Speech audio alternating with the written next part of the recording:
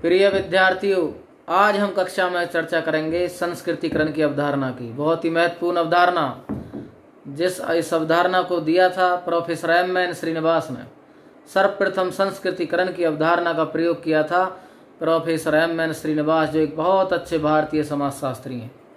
1952 में उन्होंने मैसूर में एक कुर्ग जाति का अध्ययन किया और वहाँ पाया कि जो कुर्ग एक वहाँ की जो जाति है तो वो ब्राह्मणों का अनुसरण करने में लगे हुए हैं। उन्होंने पाया कि वो ब्राह्मणों की जो प्रथा और विश्वास, रीति रिवाज और कर्मकांड हैं उनको अपनाने में लगे हुए हैं, और साथ में जो उनकी अपनी कुप्रथाएं हैं, जैसे मांस खाना, मछली खाना, शराब पीना और पशु बलि, इन प्रथाओं को छोड़ने में सामूहिक रूप से लगे हुए हैं। तो एम.एन. श्रीनिवास ने उस समय इस प्रक्रिया को ब्राह्मणीकरण कहा। ब्राह्मणीकरण क्यों कहा? वहाँ पर मैसूर में जो वो अध्ययन कर रहे थे तो कुर्ग जो जाति है वहाँ पर ब्राह्मण प्रभुत्वशाली जाति थी और उन्हीं का वो अनुसरण कर रहे थे। उन्होंने ब्राह्मणीकरण नाम दिया, परंतु उन्होंने भारतीय संदर्भ में जब देखा कि बहुत सी ऐसी द्विज जातियाँ हैं जिनका निम्न जातियाँ अनुसरण करती हैं, तो इस अवधारणा को नया नाम दिया संस्कृतिकरण। उन्होंने कहा, एक अन्य पुस्तक उन्होंने लिखी। तो इन्होंने religion and society among the Coorgs of South India 1952 में जो पुस्तक लिखी, उसमें उन्होंने इस अवधारणा को दिया, संस्कृतिकरण की अवधारणा को दिया। फिर एक और अन्य पुस्तक इन्होंने लिखी, social change in modern India. तो यदि हम सामान्य, उसमें भी इन्होंने इस अवधारणा को दिया, परिभाषित किया है। तो सामान्य शब्दों में यदि हम बात करें, संस्कृतिकरण क्या है? निम्न जातियों द्वारा उच्च जातियों के कर्मकांड, रीति रिवाज, प्रथाएं या सामाजिक परिपाटियों को अपनाने की प्रक्रिया का नाम संस्कृतिकरण है। निम्न जातियों द्वारा उच्च जातियों की व्यवहार शैली को, जीवन शैली को अनुसरण करने की प्रक्रिया का नाम संस्कृतिकरण है। उन्होंने अपनी अन्य पुस्तक social change in modern India 1977 में लिखा है, संस्कृतिकरण को परिभाषित किया है और लिखा है, संस्कृतिकरण वह प्रक्रिया है। ध्यान देना, यह उन्हीं के शब्दों में है।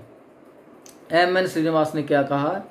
संस्कृतिकरण वह प्रक्रिया है जिसमें एक निम्न हिंदू जाति, ध्यान देना, संस्कृतिकरण वह प्रक्रिया है जिसमें एक निम्न हिंदू जाति, जनजाति अथवा अन्य समूह किसी उच्च और प्राय द्विज जाति की दिशा में, उच्च और प्राय द्विज जाति की दिशा में अपने रीति रिवाज, कर्मकांड, विचारधारा और जीवन पद्धति को बदलता है। इसे उन्होंने संस्कृतिकरण कहा है। 1952 में जब वो कुर्गों का अध्ययन कर रहे थे तो उन्होंने पाया कि वो ब्राह्मणों का जीवन शैली का अनुकरण करते हैं, परंतु अन्य क्षेत्रों में भी उन्होंने देखा कि और भी प्रभुत्वशाली जाति हैं। एक अवधारणा भी इससे मिली हुई है थोड़ा, प्रबल जाति की। तो प्रबल जाति क्या है? प्रभु जाति क्या है? प्रबल जाति, प्रभु जाति या प्रभुत्व संपन्न जाति या ये कहें डोमिनेंट कास्ट, ये सब एक ही बातें हैं। तो प्रबल जाति क्या होती है? जो संख्या में अधिक होती है, जो एक क्षेत्र विशेष में बहुसंख्यक होती है और सामाजिक संस्तरण में जिसको ऊंचा स्थान प्राप्त हो जाती है, संस्तरण में अर्थ की जिसकी रोजगार के साधन होते हैं, कृषि योग्य जिस पर भूमि होती है, आर्थिक, राजनैतिक और सामाजिक रूप से जो सुदृढ़ जाति होती है, उसे ही एम.एन. श्रीनिवास ने प्रबल जाति कहा है। यह अवधारणा भी इन्होंने दी है। तो ज़्यादातर द्विज जातियाँ प्रभुत्वशाली जाति हैं, देखा जाए तो भारतीय संदर्भ में अधिकतर।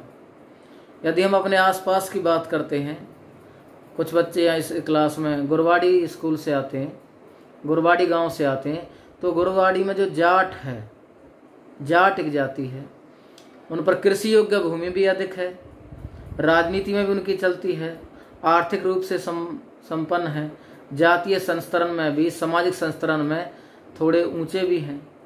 तो गुरवाड़ी की यदि हम प्रबल जाति की बात करें तो जाट है।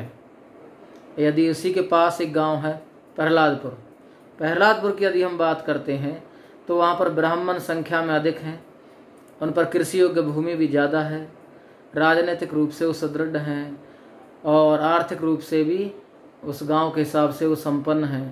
तो प्रहलादपुर की जो प्रबल जाति होगी वो कौन कहलाएगी? ब्राह्मण जाति कहलाएगी। तो प्रबल जाति की अवधारणा भी एम.एन. श्रीनिवास ने दी है और आशा करते हैं कि आप इन दोनों अवधारणाओं को समझ गए होंगे। फिर भी कोई दिक्कत है तो कमेंट बॉक्स में ज़रूर हमें बताएं। जय हिंद, जय भारत।